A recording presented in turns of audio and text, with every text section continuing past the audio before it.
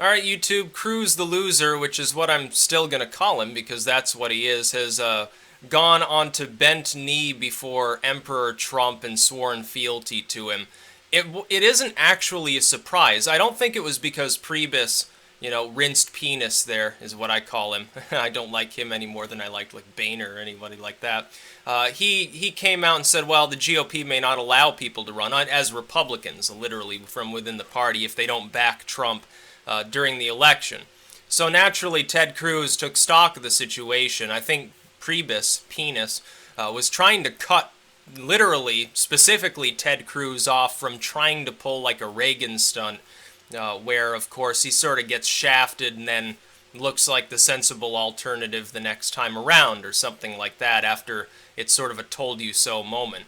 Now, I don't think that that would have happened anyway. Ted Cruz is still not eligible to hold that office. He cannot become the President of the United States. He was not born within the United States. He was born with dual citizenship. He held dual citizenship until very recently. It is a disqualification for running for that office. He can't do it.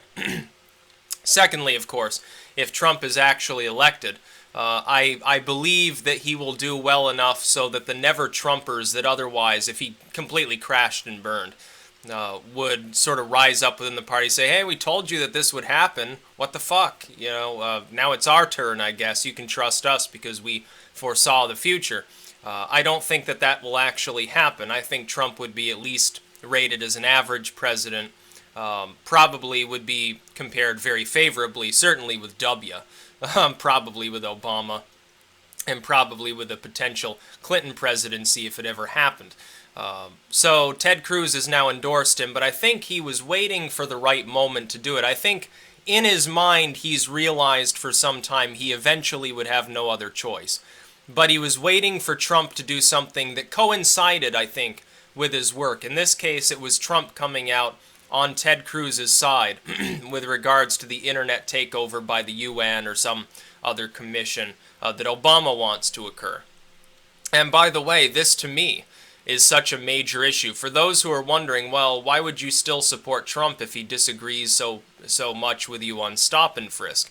Stop and frisk, if it were implemented nationally, would end within a matter of months to a few years anyway, because it would be ruled unconstitutional at the federal level. Whereas if the internet is actually given up, if the U.S. gives up control of it, it will be almost impossible for us to take it back. The internet will become more expensive. It will be subject to international authority in some way or form. U.S. firms may be precluded from the net at large, for instance, if they refuse to play by a certain set of rules that we may not agree with, that may not even be under our laws constitutional. It is probably the most major issue right now. I will say it because of this. It's more of a major issue than the struggle in Syria.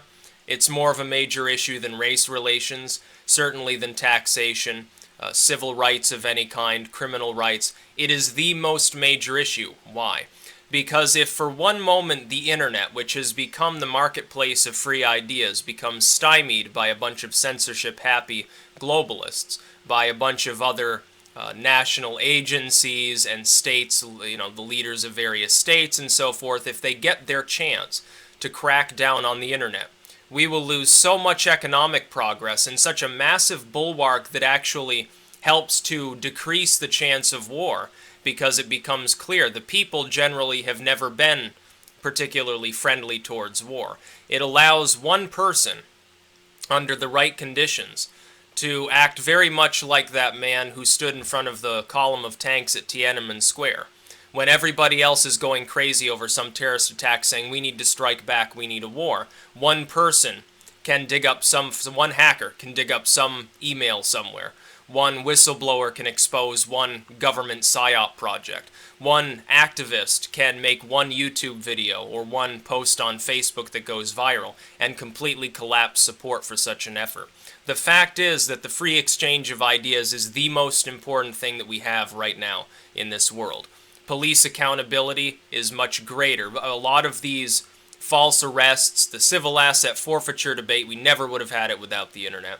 We would never be debating race relations. We would never be debating the relative rights and wrongs of any practice by the justice system. The drug war would still be popular. That's just here in the United States, by the way. That's just us. What about the rest of the world? The US-backed net helps movements in other countries too. Do you think for a moment that Front National, or the AfD in Germany, I believe it's termed, or the Swedish Democrats, or any of these other groups that are rising in prominence because people can now share videos of migrants, raping people in the streets, or looting or mobbing people, or unkind info about establishment politicians? Do you think for a moment that those movements seeking to supplant people like Angela Merkel, the Führer herself, would even be remotely successful if not for the internet? Of course they wouldn't.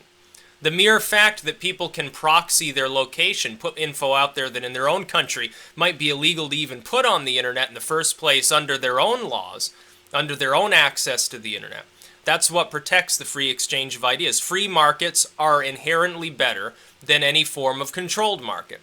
The internet is a free market, more or less, of ideas. The fact that a handful of corporations control much of the flow, you have YouTube and Facebook and Twitter, and they engage in censorship, predominantly hasn't fucked anything up, because it's still possible for somebody with a presence to use some other site to host the more edgy content.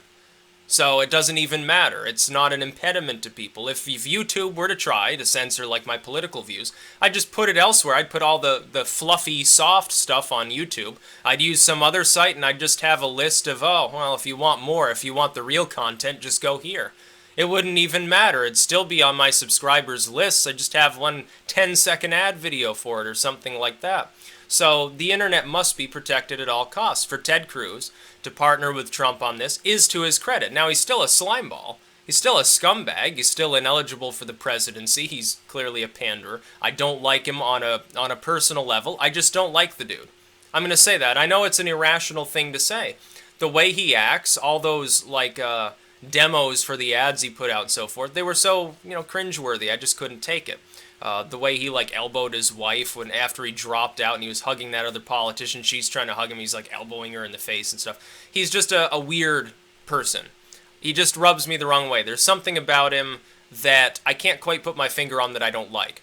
But if he's willing to pretend to be a constitutionalist, even if it's just pretend, if the outcome is the internet doesn't go to some multinational body, and if he's in partnership with Trump on that, more power to him, even if it's all make-believe.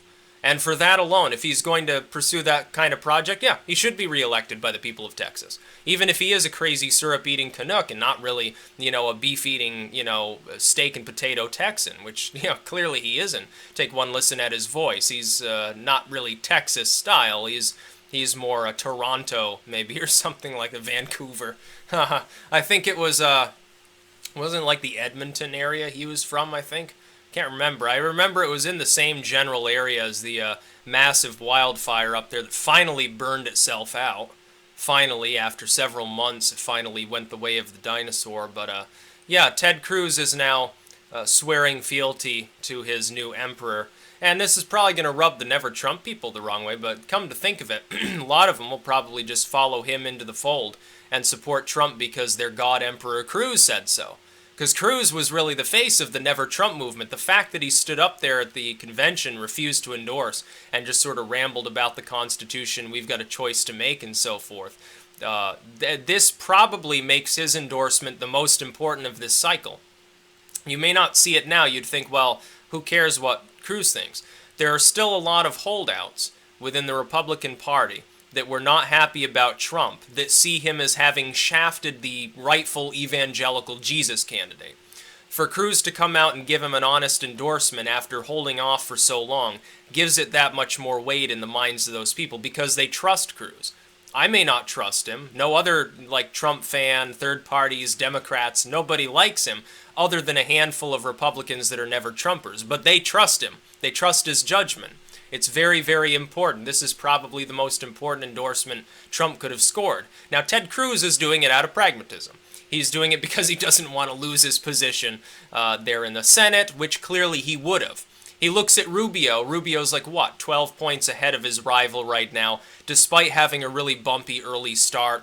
And that's because, largely, he rose to that point after first saying, oh, I'm not even going to bother pursuing the Senate again, fuck this, my career in politics is over. He says, oh, we must rally behind Trump. All of a sudden, he starts rising in popularity there. Trump is heavily ahead now in Florida. It looks like the gig is up for Hillary there. Rubio will win re-election, I predict. Ted Cruz, I believe, will win re-election. I believe that this will save his career. Whether he deserves it or not really doesn't matter. But if he's willing to fight for a free and open internet, one that's not controlled by the UN or some other retard group that goes into a genocide zone, sits around and does nothing while people butcher each other, won't even give their troops the go-ahead to shoot somebody who's physically attacking others in their physical proximity, then I would say, yeah, that's good on Ted Cruz for the first time in his life doing something that's worthwhile. He abandoned ship on, like, all these other internet free speech bullshit things that Obama wanted. He abandoned ship on the NSA, but at least he's holding tight to this. I think Obama will probably be stopped, with Cruz leading the charge among people who formerly would never have thought to work with Trump, honestly. Trump holding the majority of the Republicans and a growing fringe of the Democratic Party, which really is more like the Green Movement. They just are Democrats in name only, and they don't really like Obama's policies for the most part, because they realize he's not a liberal. He's just a partisan Democrat. That's all he is. That's about all. Peace out.